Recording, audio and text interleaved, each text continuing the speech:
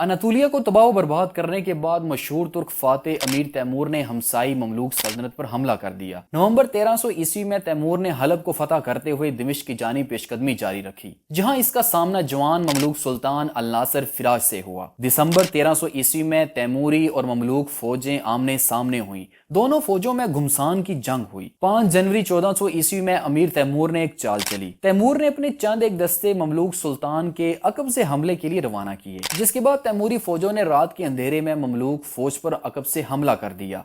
इसके बाद ममलूक सुल्तान अल नासर फिराज अपनी फौज को तैमूरी फौजों के रहमो करम पर छोड़ते हुए रात के अंधेरे में भाग खड़ा हुआ, और इसके बाद अमीर तैमूर के हुक्म पर तमाम ममलूक सिपाहियों को मौत के घाट उतार दिया गया। 16 मार्च 1400 ईस्वी को तैमूर ने दिमिश्क शहर को फतह करते हुए तमाम अहले शहर को मौत के घाट उतार दिया। इसी मुहासरे में अमीर तैमूर की मशहूर इस्लामी स्कॉलर इब्ने खल्दून से मुलाकात हुई थी।